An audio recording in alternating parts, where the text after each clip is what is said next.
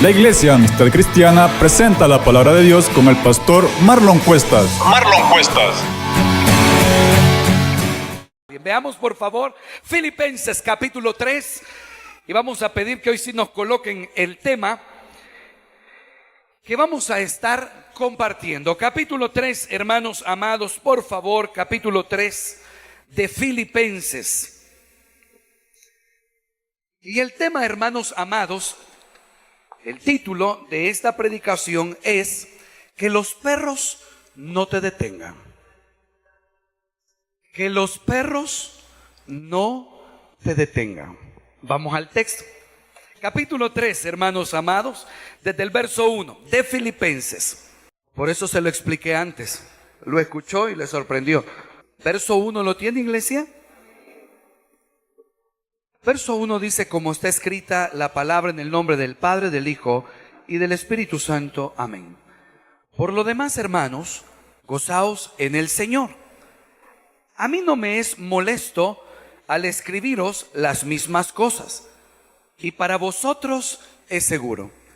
Guardaos de los perros, guardaos de los malos obreros, guardaos de los mutiladores del cuerpo, porque nosotros somos la circuncisión, los que en espíritu servimos a Dios y nos glorificamos en Cristo Jesús, no teniendo confianza en la carne. Aunque yo tengo también de qué confiar en la carne. Si alguno piensa que tiene de qué confiar en la carne, yo más. Circuncidado al 8º día, del linaje de Israel, de la tribu de Benjamín, hebreo de hebreos, en cuanto a ley, fariseo, en cuanto a celo, perseguidor de la iglesia, en cuanto a la justicia que es en la ley, irreprensible. Pero cuantas cosas eran para mi ganancia, las he estimado como pérdida por amor de Cristo. Lea conmigo el verso 2 una vez más. Guardaos, ¿de qué dice, hermano? De los perros. Guardaos de los malos obreros.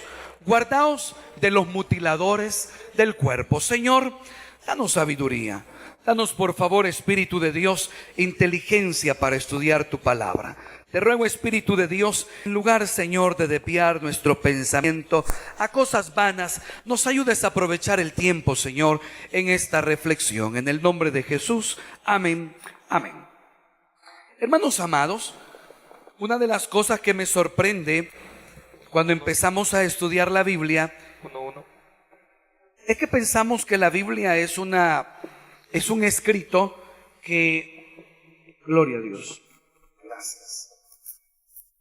Pensamos que la Biblia es un escrito, hermanos amados, que no aborda la vida real. Y pensamos de que muchas veces todo es color de rosas y que no hay dificultades, no hay pleitos, no hay diferencias, y así tenemos que abordarlo. ¿Sabe que esa es una de las razones de por qué en las iglesias tenemos grandes crisis? Porque pensamos que como somos hijos de Dios, aquí no tienen que haber diferencias, aquí no tienen que haber puntos de vista distintos. Aquí pareciera que todo tendría que ser uniforme. ¿Por qué? Somos espirituales. Y si somos espirituales, todo tendría que ser uniforme. Eso es mentira. De hecho, cuando leemos esto, me llama la atención que algunos se asustan con un título como este. Algunos creo que deberíamos de asustarnos cuando la Biblia lo dice. La Biblia es categórica en decir, guárdense de los perros. Le damos una interpretación espiritual a esto. O lo decimos de otra manera. Porque yo no quise utilizar la versión que leo. Utilicé la versión que leemos comúnmente, ¿verdad? Y el texto dice, guárdense de los perros. Quiero señalar también otro momento cuando Jesucristo trató de la misma manera a una mujer. Cuando aquella mujer le pedía un favor y le rogó y le decía, por favor, ayúdame. Y Jesucristo, ¿qué le dijo? ¿Qué le dijo Jesús? Él no podía tomar la comida de los hijos y dárselo ¿a quién? A los perrillos. La traducción castellana ocupa el diminutivo, ¿verdad? Perrillos, bien bonito. Perrito, perrito, perrito. Pero es la misma palabra que ocupa acá Pablo. Jesucristo estaba siendo fuerte con esa expresión. Ahora, ¿por qué nosotros muchas veces nos asustamos cuando encontramos en el texto personas de carne y hueso como usted y como yo? No eran personas que tenían una aureola, tenían alitas, que cuando terminaban de hacer la obra de Dios partían otra vez al cielo y cuando necesitaba Dios usarlos bajaban nuevamente. No, eran imperfectos. Iglesia amada, cuando estudiamos el modelo de Cristo hay algo que a mí me impresiona. La gente que seguía a Cristo era imperfecta como usted y como yo. Pero a nosotros los cristianos del siglo XXI nos cuesta aceptar que mi hermano es imperfecto. ¿Por qué? ¿Por qué nos cuesta aceptar ese detalle? Tenemos una idea bastante errada acerca de la naturaleza y del esfuerzo que debe existir en el creyente por vivir en santidad. Nosotros debemos tener claro, iglesia amada, que cuando encontramos esto, realmente Pablo está tratando una palabra que usted y yo la sentimos fuerte, ¿verdad? En su momento era una ofensa, una palabra ofensiva, pero no como usted y yo la interpretamos. Hagamos algunas preguntas para poder recordar el fundamento de Filipenses. En primer lugar, veamos por favor, ¿quién escribió este libro? A ver si se recuerdan. ¿Quién escribió la carta a los Filipenses? Pablo y Timoteo. ¿Estamos ahí? Bien, siguiente pregunta. ¿A quién fue escrita esta carta? ¿A quiénes? Veamos por favor. A los santos en Filipos. ¿Dónde está eso? En el primer verso del capítulo 1 de Filipenses. Pero ahora tengo una nueva pregunta. ¿Dónde estaba Pablo cuando esté escribiendo esta carta? ¿A dónde? En la cárcel. Perfecto. De hecho, una de las cosas que vamos a tratar de ver ahora en el panorama o en el contexto de lo que Pablo está intentando hablar y aconsejar es porque está en la cárcel. Veamos por favor, hermanos amados, lo que continúa. Una de las preocupaciones pastorales de Pablo es que cristianos filipenses aprendan de la práctica de su fe observando a líderes cristianos como Pablo y Silas, Timoteo y Epafrodito. Estos 4 líderes están integrados en la carta a los Filipenses. Pero ojo, Pablo está intentando junto a Timoteo de que los filipenses tengan en su vida firmeza y aprendan a ser cristianos con gozo. Yo pregunto, ¿cuántos cristianos firmes en la fe hay en este lugar? Santo. ¿Y cuántos están gozosos de ser hijos de Dios? Diga a la persona que está a su lado, gózate de ser hijo de Dios. Dígase, es una bendición, es una bendición. Ahora, cuando nosotros vemos este consejo, en el capítulo que leemos hay una observación acerca de este grupo de personas y dice que rechacen el consejo de perros y de malos obreros, que eso está en el capítulo 3 verso 2. Vamos al capítulo 3 siempre en el verso 18. Y en el verso 18 dice, como les he dicho a menudo y ahora lo repito hasta con lágrimas, muchos se comportan como enemigos de la cruz de Cristo.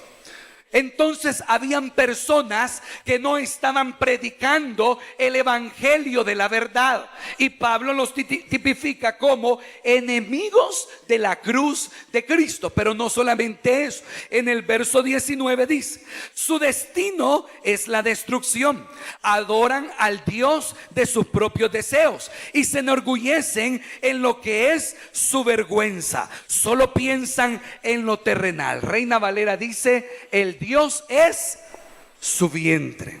O sea que a ellos lo que les interesa son sus deseos nada más. Ellos lo que desean es alcanzar sus propósitos. Viene esta carta y está diciendo: cuídense de aquellos que quieren debilitar su fe y de aquellos que quieren robar el gozo que Cristo les ha transmitido. Yo le pregunto una cosa: ¿por qué es firme nuestra fe? ¿Por las obras que usted hace o por el sacrificio que Cristo ha hecho? ¿Por qué? Por el sacrificio que Cristo ha hecho, dígame amén. ¿Por las obras que usted hace? No. Entonces, cuando encontramos ese primer detalle, lo que yo recibo como sacrificio es de parte de Cristo, no de parte mía. En segundo lugar, el gozo que se me promete al ser hijo de Dios, ¿depende de mí o depende de Cristo? ¿Depende de Cristo? Amén. ¿Depende de usted? No. Entonces, cuando encuentro este primer detalle, estoy viendo un consejo pastoral a una congregación nueva que está diciéndole: tengan cuidado de los que quieren afectar su fe y de los que quieren robar el gozo del Señor. ¿Por qué? Porque hay enemigos de la fe, hay enemigos de la cruz, hay hombres que lo que buscan es sus propios deseos, no lo que Dios anhela. Por ahí vamos dándole sentido al verso que nos genera mayor dificultad. Veamos por favor la siguiente. ¿Quiénes son estos perros, esos malos obreros? ¿Y quiénes son los mutiladores del cuerpo que ahí menciona? Ahí tenemos tres categorías, ¿verdad? Vea el texto conmigo por favor. Se menciona en primer lugar perros. En segundo lugar se mencionan malos obreros. Y en tercer lugar se mencionan aquellos que mutilan el cuerpo. Veamos por favor la explicación de eso. En aquel tiempo y en aquel lugar, perros se consideraba un insulto despreciativo y duro, a veces usado por judíos para referirse a tres tipos de personas. En primer lugar, perros le llamaban a los que no eran judíos, a los gentiles pues. Perros también le llamaban a los extranjeros, a los que no eran de su tierra. Y perros le llamaban a los que no tenían el favor de Dios, o los que no gozaban la alianza o el pacto de Dios. Cuando encontramos esa expresión, podemos estar escuchando a Pablo que está señalando a la iglesia que se cuide de aquellos que no son parte de ellos. Ojo con esto. Por eso le decía, cuando usted escuche el tema, no ponga un nombre, porque está cometiendo un error. No.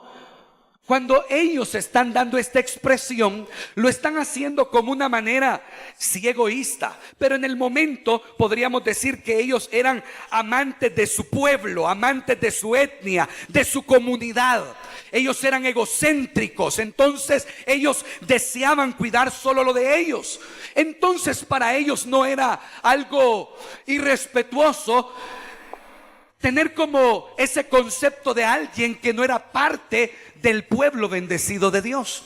Acá es donde debemos entender que cuando Pablo está escribiendo esto, no está haciéndolo como pensándolo en la misma comunidad. Fíjese bien, fíjese bien. Por eso le decía, Pablo está intentando hacerle creer a la iglesia que hay personas que se han formado en la fe, se les ha discipulado en la fe y que quieren venir a quitar el conocimiento de Dios, la convicción de Dios, pero porque ellos no forman parte de esa fe. Entonces es como cuando alguien quiere venir a un lugar a destruir lo que nunca le ha costado. Es fácil, ¿verdad? Dice mi mamá Santos, al que no le cuesta, todo lo hace fiesta. Dígame usted si eso no es verdad. Entonces Pablo está intentando decir algo como eso. Miren, mantengan firme su fe, mantengan estable su gozo, porque hay personas que vienen, son enemigos de la cruz. Ellos no quieren más que sus propios deseos, pero no se confundan, ellos no son enviados por Dios. Hagamos una pequeña evaluación en este detalle. ¿Qué cosas ¿Qué personas están viniendo a su vida a querer doblegar su fe y a querer apartar el gozo del Señor? ¿Qué personas le sugieren a usted: deja de servir al Señor, hombre? ¿Por qué te estás amargando tanto? Deja de ir a la iglesia. ¿Y por qué te esforzas tanto? ¿Qué cosas?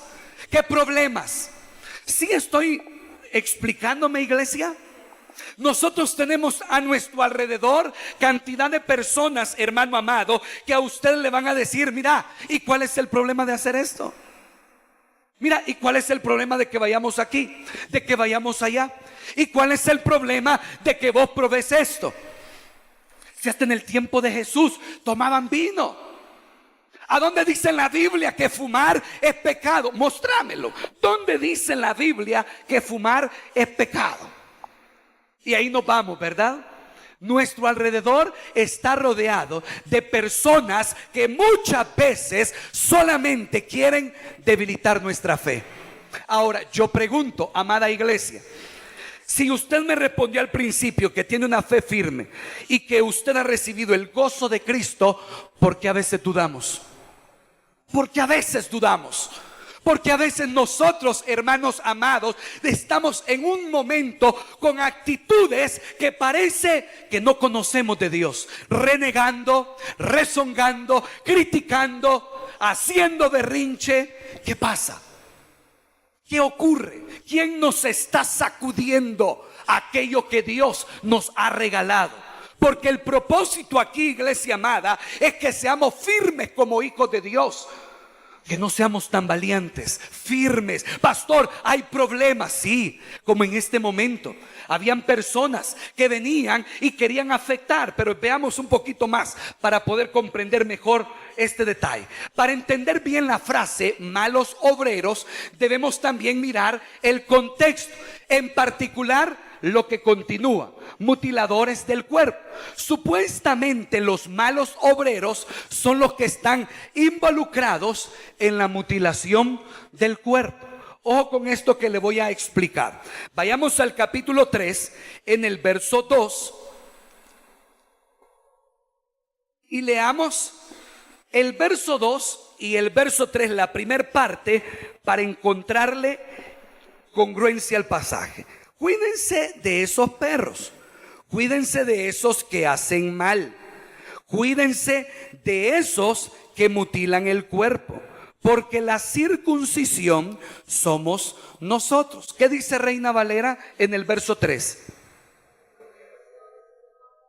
Porque nosotros somos la circuncisión. Ahora, acá le voy a explicar bien este detalle para que usted y yo lo comprendamos mejor. Cuando el texto está hablando de mutiladores del cuerpo, estará hablando prácticamente de aquellos que estaban enseñando una falsa circuncisión. ¿Qué es lo que continúa? Pablo está diciendo: los que mutilan el cuerpo, ellos son malos obreros. Y después dice en el verso 3, encuentra el sentido de la lectura: nosotros somos la verdadera circuncisión.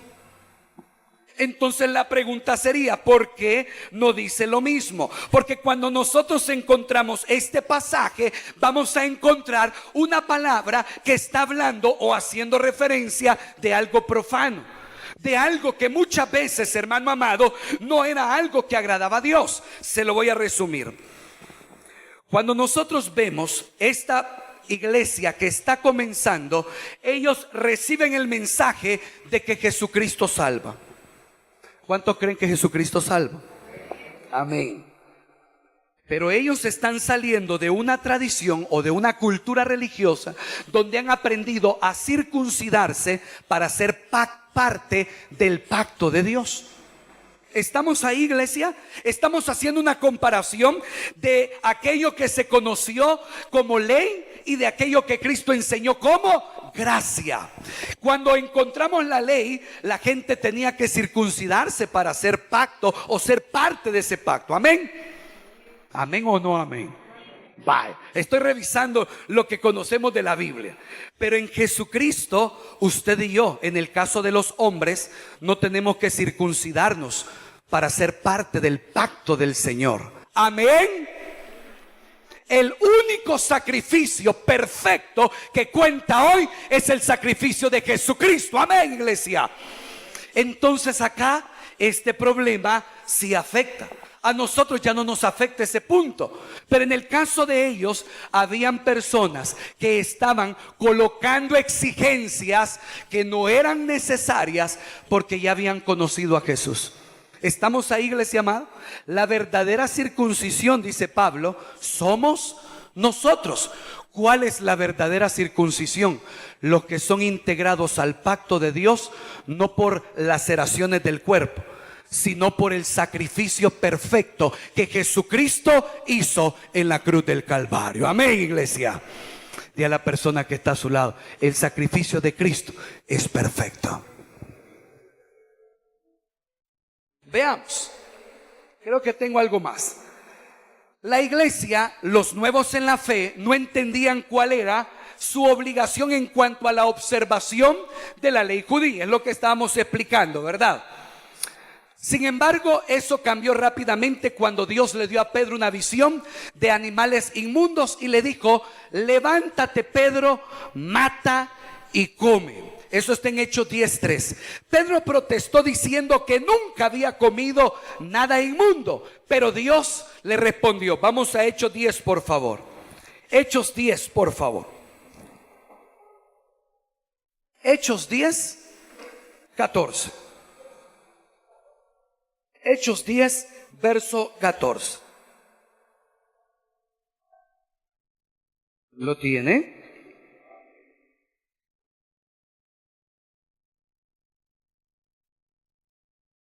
Verso 14 dice: de ninguna manera, Señor, replicó Pedro, jamás he comido nada impuro o inmundo. Por segunda vez le insistió la voz: lo que Dios ha purificado, tú no lo llames impuro. Cuando Dios responde esto a Pedro, está diciéndole que las cosas que anteriormente había leído a través del sacrificio de Jesucristo habían sido ya purificadas.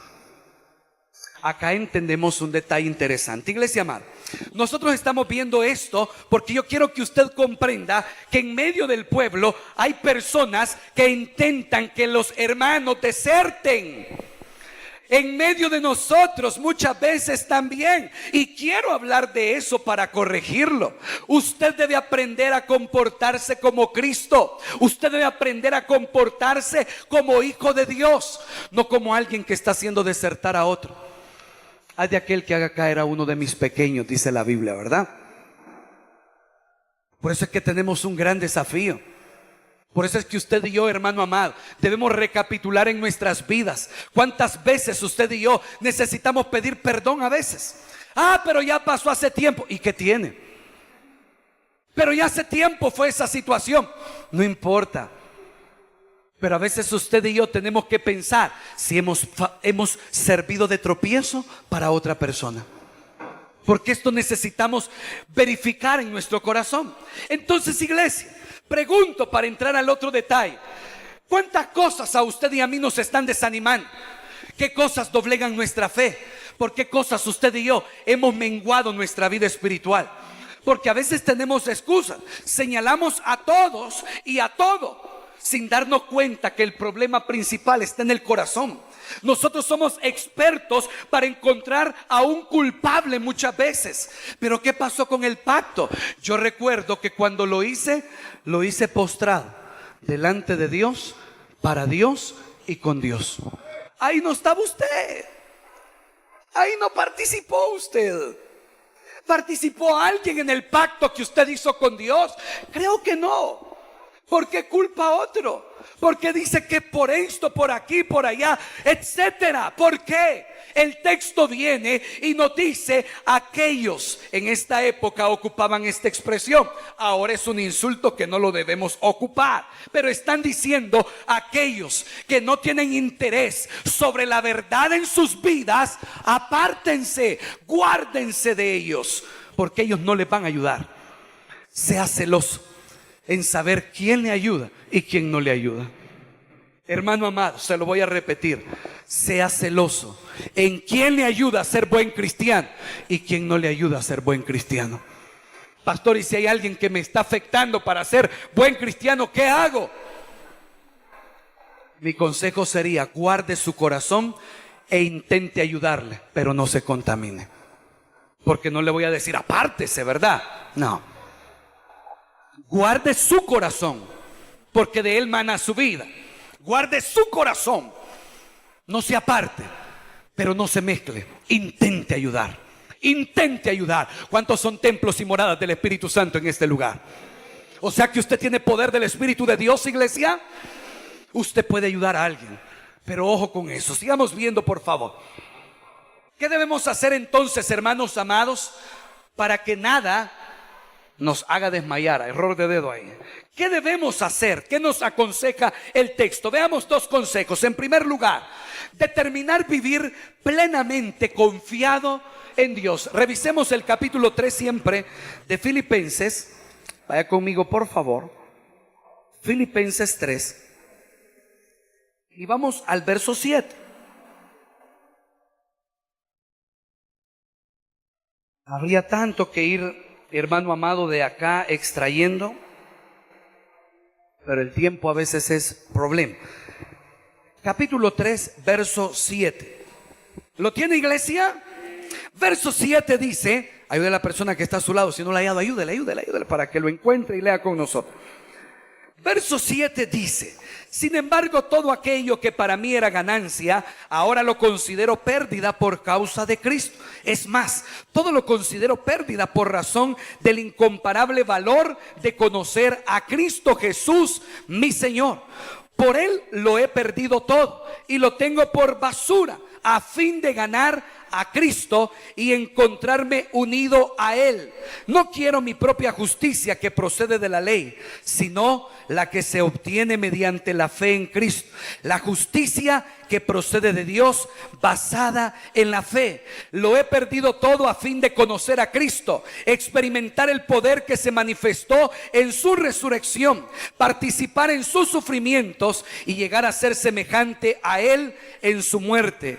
Así espero alcanzar la resurrección de entre los muertos.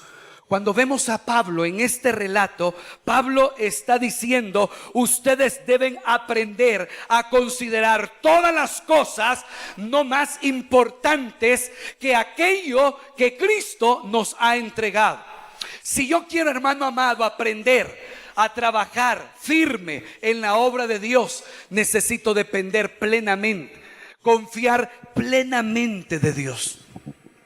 Y esto, hermano amado, difícilmente una predicación nos puede ayudar, porque el compromiso de confiar en la fidelidad de Dios es el pacto que yo recibí desde el momento que Cristo vino a mi corazón, y Él a mí me asegura que estará todos los días de mi vida hasta el fin del mundo. Amén, iglesia. Cristo es fiel a su palabra. La palabra de Dios dice de que el Señor envía ángeles alrededor nuestro. La palabra de Dios dice que vallado de ángeles es alrededor de los suyos, que arma forjada no prevalecerá contra los suyos. La palabra de Dios enseña que el ángel de Jehová acampa alrededor de los que le temen.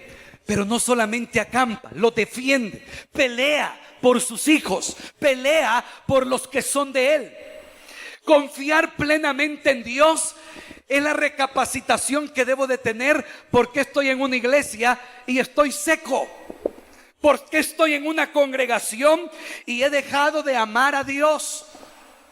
Confiar plenamente en el Señor es volver a preguntarnos: ¿por qué mi corazón se ha secado? Cuando yo tengo que decirle al Señor palabras de gratitud, palabras de amor, palabras de agradecimiento. ¿Por qué? ¿Por qué mi confianza solo se activa cuando yo ya no hallo qué hacer? Qué duro, ¿verdad? ¿Por qué yo le digo al Señor: Padre, yo te amo, cuando quiero que responda en medio de la necesidad que yo tengo? Por eso es importante el contexto cuando estudiamos la Biblia. Pablo en la cárcel. Pablo hablando de enemigos de la cruz. A un pueblo que le está diciendo: aprendan. Yo les estoy diciendo que sean firmes en la fe, que mantengan el gozo, no porque a mí me están aplaudiendo y me están dando aire con palmas y fruta en la boca. Aprendan, porque yo he preferido todas las cosas considerarlas como basura antes que lo que Cristo ha hecho por mí. Prefiero el sacrificio porque deseo un día ser parte de esa resurrección. No quiero fallar en el proceso. Pablo está diciendo que su vida atraviesa crisis también, pero él toma una determinación. Entonces yo debo aprender a confiar en Dios, no porque siento cosquillas en la panza, así como a veces hemos hecho esa ilusión del cristianismo, ¿verdad? Es que si yo siento esas cosquillas en la panza, ¿verdad?, entonces yo sé que estoy cerca de Dios. O sea que nosotros hemos relegado nuestra relación a Dios a un sentimiento humano nada más. Solo me acuerdo de cuando a uno le gusta una persona y cuando usted siente aquel nervio, ¿verdad?, que va a hablarle, que va a pasar por usted cerca. ¿Cuántos jóvenes han pasado eso? A los hermanos adultos ya se les olvidó quizá, o a algunos nunca se les activó eso quizá. No, pues hay que creer de todo, ¿verdad? Pero ¿cómo se sentía? ¿Cómo se sentía? Una sensación que era incómoda, pero que usted no quería cancelarla. Usted quería saber lo que continuaba. El nervio era por ¿qué voy a decir? ¿Cómo me voy a portar? ¿Cómo voy a iniciar? Pero lo que quería saber era cuando ya ocurriera eso. Yo digo, ¿por qué nosotros, hermano amado, hemos relegado nuestra vida espiritual a un sentimiento tan vano como es? Es que yo, pastor, para poder meterme con Dios, necesito sentir eso bonito en mi corazón. Ay, hermano. ¿Y qué pasa cuando vienen las pruebas? En el caso de Pablo, en la cárcel, hermano amado, vamos a esperar esas cosquillas, vamos a esperar esas mariposas. Señor, envíame esas mariposas a mi panza, por favor, una vez más. ¿Qué vamos a pedirle al Señor?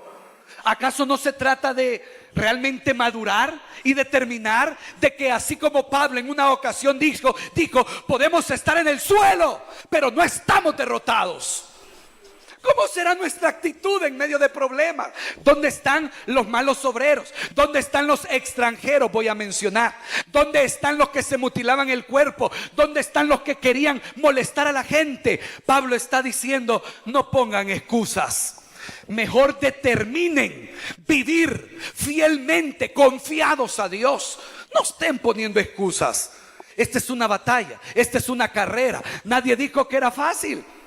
No podemos relegar mi confianza a sentir bonito en la panza nada más. Se trata de que yo tengo que aprender a venir a la casa de Dios, salir de la casa de Dios, enfrentar mis problemas en mi hogar, enfrentar mis debilidades en la calle, sabiendo que yo soy un hijo de Dios y voy a determinar en mi corazón confiar en lo que Él me ha dicho. No porque lo siento, sino porque lo estoy decidiendo. Pero acá viene el punto de reflexión fuerte en este detalle. El anhelo de tomar decisiones de ese tipo hoy en día son carentes. Le voy a hacer una pequeña comparación. La mies está lista, hermanos amados. Amén, iglesia. Los campos están preparados, pero los obreros son pocos. Y este tiempo muchas veces carece del anhelo de tomar decisiones. Vivimos en una sociedad que las cosas las deja medias. Vivimos en una sociedad que cuando hay problemas, abandonemos esto, de todo modo. Vivimos en una sociedad tan fluctuante que no logra alcanzar las metas porque se quedan en el proceso. No voy a alcanzar a leer, hermanos amados, todo lo que tengo acá, pero solamente para tomar un pasaje interesante. Vaya conmigo al capítulo 1, siempre de Filipenses, en el verso 21. Y voy a leer solamente ese verso. Verso 21 dice: porque para mí el vivir es Cristo y el morir es ganancia. ¿Cuántos proclaman ese pasaje con convicción, iglesia amada? Pero ¿sabe qué es lo más especial acá? Cristo no te está pidiendo la muerte, mi amado hermano. Cristo te está pidiendo la decisión de tu vida. Pero ¿a dónde vas a determinar? Si tienes el anhelo de cumplir con la muerte, hermano amado, y sabiendo que en la muerte hay victoria, ¿por qué no somos capaces de tomar decisiones como voy a servirle al Señor por gratitud? Cuando yo llegue al templo, lo primero que voy a hacer es arrodillarme, darle gracias a Dios, porque todo se lo debo a Él.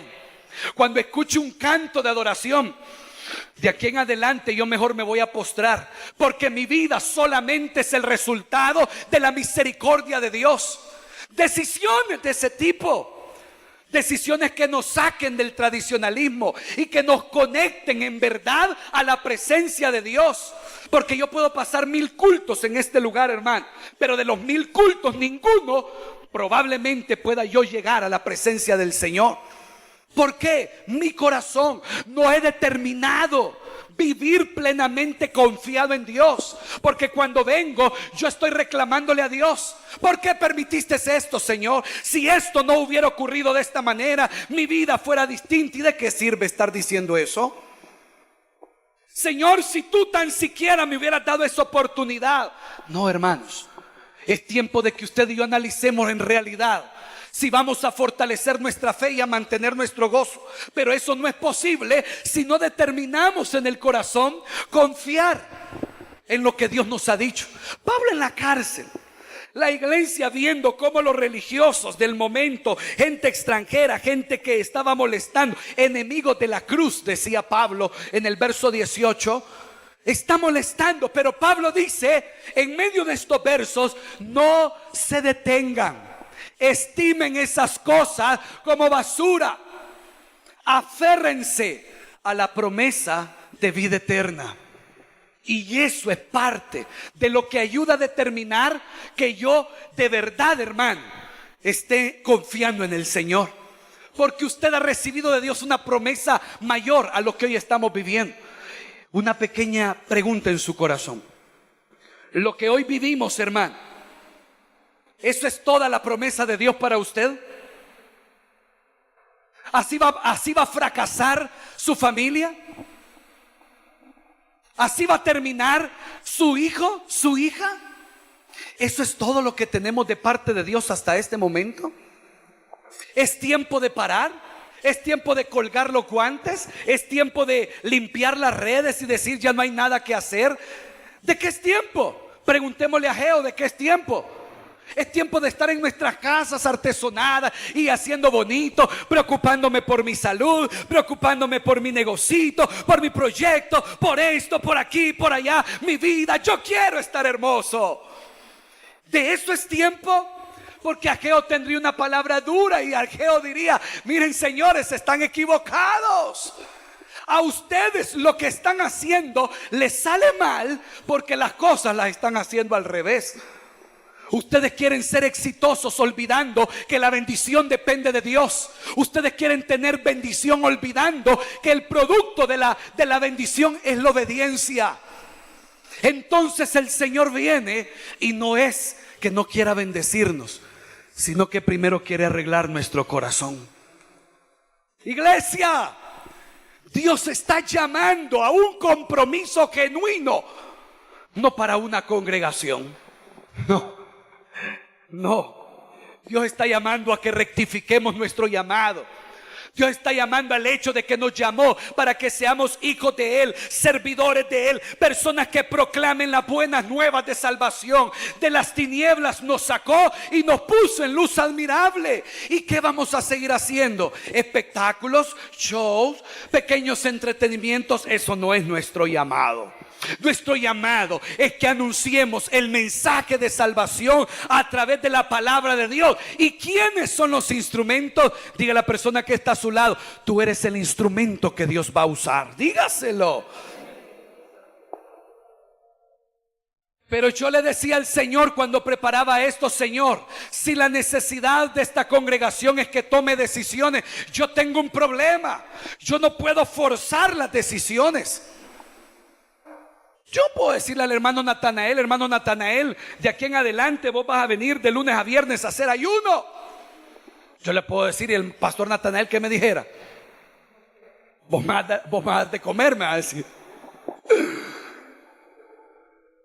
No puedo, hermano amado, de repente decirle al hermano Miguel: abandone su trabajo y dedíquese a las misiones en el reino del Señor. Yo no.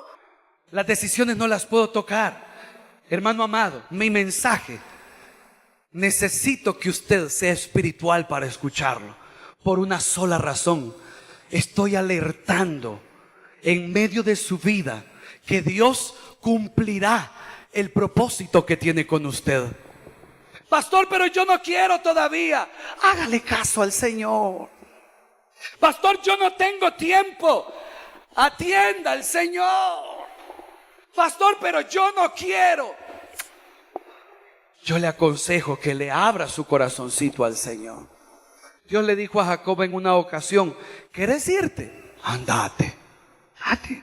No te voy a detener. Vos sabés que no tenés que irte. ¿Te querés ir? Andate. Pero le dijo el Señor a Jacob: donde tú estés, de ahí te voy a recoger y te voy a colocar en el lugar donde yo te había puesto. Amén, iglesia. Yo preferiría que nos decidiéramos a confiar en Dios. Pastor, pero ¿y cómo es eso? ¿Nos está metiendo miedo? No. Solamente le estoy diciendo que muchas veces sus planes, mis planes, no son los planes de Dios. Y por eso es que cuando mis planes están interrumpiendo el propósito de Dios, mis planes no pueden salir adelante. No pueden. Señor, ¿y dónde está tu bendición?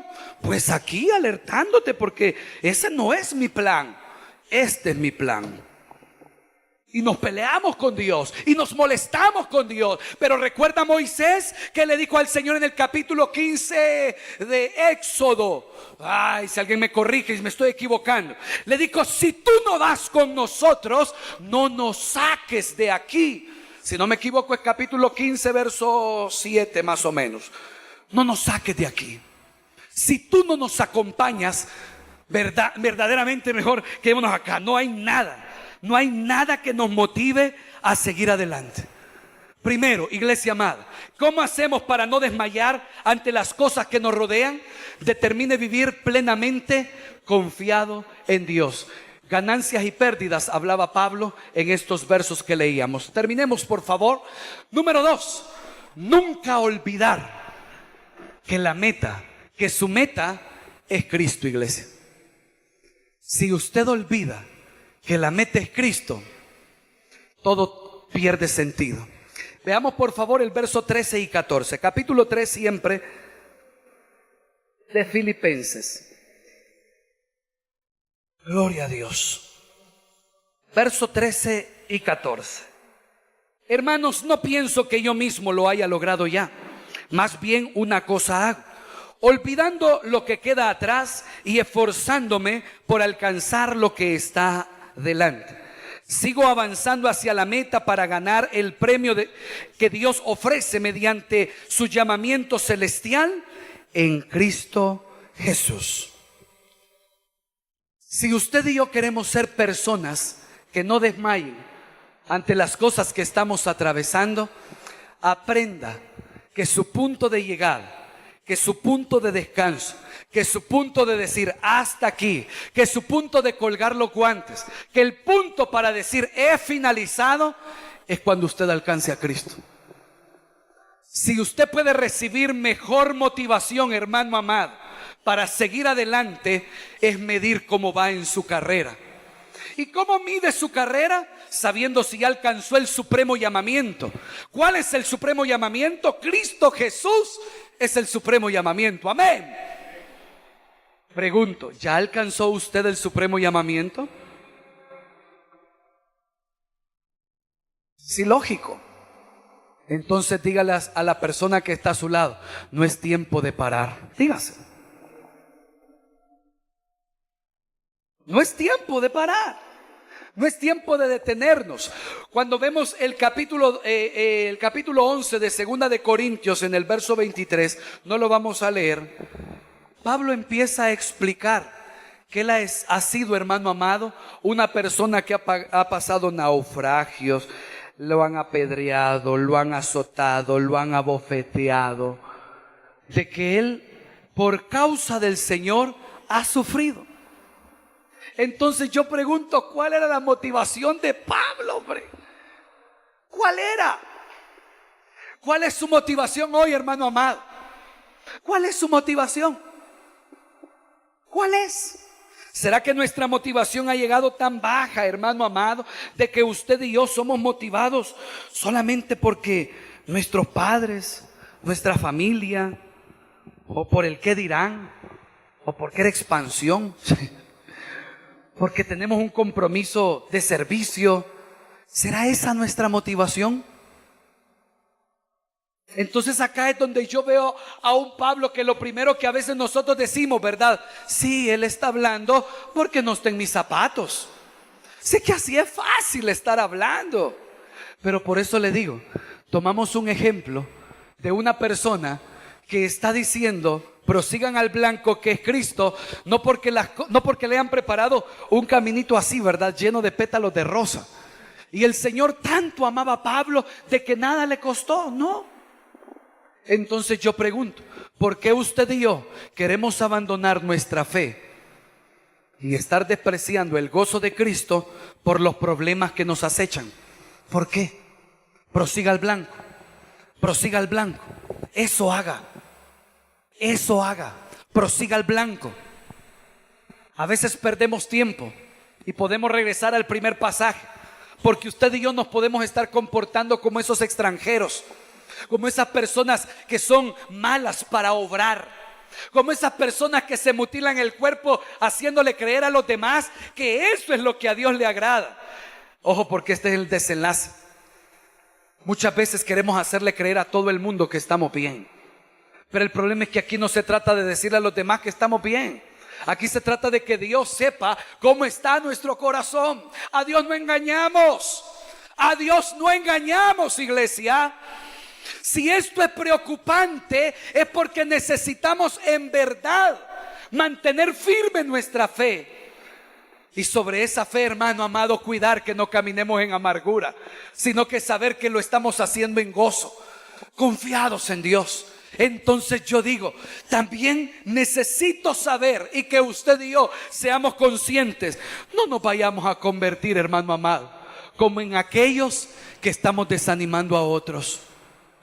No nos vayamos a convertir como en aquellos que después, hermanos amados, que alguien habla, que alguien dice, que alguien comentó, a las espaldas lo estamos pero trasquilando, ¿verdad?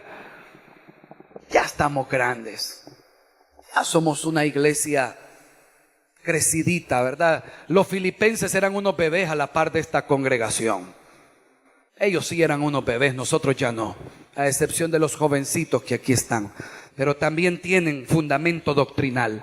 Pero no sea que usted y yo ocupemos ese lugar, y créame que ese no es nuestro papel. Cambiemos ya, mejoremos ya. A usted no le parece esto, no le parece aquí, no nos convirtamos en opositores nada más, sino que Jesús vendría y nos diría: apártate de nosotros, Satanás. ¿Qué significa Satanás cuando se lo dijo a Pedro? Opositor. No te opongas al plan de Dios. Usted y yo estamos para ser canales de bendición para la familia de Dios en primer lugar, y luego para los que no conocen de Dios. Entonces, iglesia amada, ¿cuál es el desafío de mantener firme la fe y un gozo constante? En primer lugar, que usted y yo decidamos confiar en el Señor plenamente. No porque siente cosquillas, no, porque usted sabe que fuera del Señor está perdido. Y número dos, de que usted y yo sepamos de que no podemos olvidar que la meta es Cristo. ¿Por qué está aquí? Por la alabanza, por el pastor, por el servicio, por la pintura de las paredes del templo, por el parqueo, por esto, usted no está aquí por eso. Usted está aquí por Cristo, iglesia. Esa es nuestra meta. Cada culto es un momento de preparación. Por eso es que yo les digo, cambiemos la manera de predicar. Muchas veces Natanael, y él ha sido prácticamente el maestro que Dios ha ocupado en esta congregación, pero fácilmente el corazón dirá: ay, es que estudiar la Biblia es un poco aburrido, ¿verdad? Muchos me están cuestionando el sermón porque dicen: es aburrido. ¿Qué hacemos? ¿Un espectáculo? Yo ya salí de eso, hermano. Entretenerlo es fácil. ¿Usted cree para mí no es fácil hacer un sermoncito, unos 3 puntitos acá, ponerlos a chistar con un chiste en cada punto y ¡wow! ¡Qué servicios! Ya no, hermano. Fortalezcamos nuestra fe. Eso es lo que interesa. Lo que interesa no es cuánto nos carcajeemos aquí. Lo que interesa es cuál es su fe cuando sale de aquí. ¿Cuál es su gozo cuando llega a casa? ¿Cuál es nuestro testimonio cuando no estamos en este grupo? Ese es el desafío. Salgamos ya de la apariencia de que el culto lo es todo, ¿verdad? Porque hasta nosotros los predicadores caemos en eso, de que démosle al cliente lo que necesita, como que si esto es una cuestión de vender productos, ¿verdad? Por eso le decía a los ministros de alabanza: es duro que ustedes le digan a la iglesia: no va a haber música, vamos a exponer el corazón. Es duro. Porque lo que alegra el corazón y mueve el cuerpo, ¿verdad?, son los instrumentos. Yo les decía a ellos el día de ayer: no desistan. Es tiempo de que el corazón una vez más se acerque a Dios. Entonces esto, cuando lo vemos, no es solamente para estar mencionando puntitos emocionantes. Es para desafiar a una congregación que se está descuidando de su verdadero compromiso con Dios. ¿Es usted una persona que necesita reflexionar en esto? Por favor, abra su corazón al Señor. ¿Cómo está la fortaleza de su fe? ¿Cómo está el gozo que recibe del Señor? Recuerde, por favor, comprométase a confiar en el Señor y no se detenga hasta que alcance el supremo llamamiento. Terminemos con un verso que está en lo que hemos tomado como base. Prosigo a la meta, al premio del supremo llamamiento de Dios en Cristo Jesús. ¿Cuántos pueden declarar esto? Lo declaramos a la cuenta de 3. 1, 2, 3. Prosigo a la meta, al premio del supremo llamamiento de Dios. Ahora quiero que lo diga con todo su corazón, no solamente como por decirlo. 1, 2, 3. Prosigo a la meta, al premio del supremo llamamiento de Dios en Cristo Jesús. Volvámonos a reconciliar con el Señor. Encomiende a Jehová su camino, confíe en Él y Él hará. Dele al Señor la gloria, hermano amado. Él es digno. Póngase por favor en pie. El pastor ha terminado su predicación. Si todavía no has aceptado al Señor Jesucristo, te invitamos a hacer con nosotros la siguiente oración.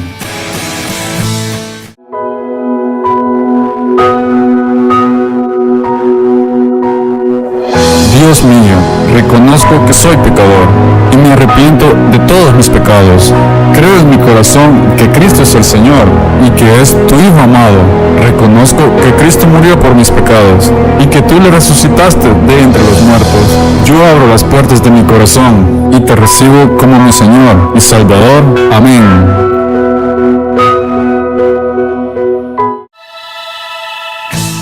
Si has hecho esta oración y has creído en tu corazón, tu nombre ya ha sido inscrito en el libro de la vida y hay gran gozo en el cielo. ¿Qué hacer ahora? Acércate a la iglesia cristiana que esté más cerca de ti. Lee la Biblia y pídele al Espíritu Santo que te dé entendimiento para discernir su palabra.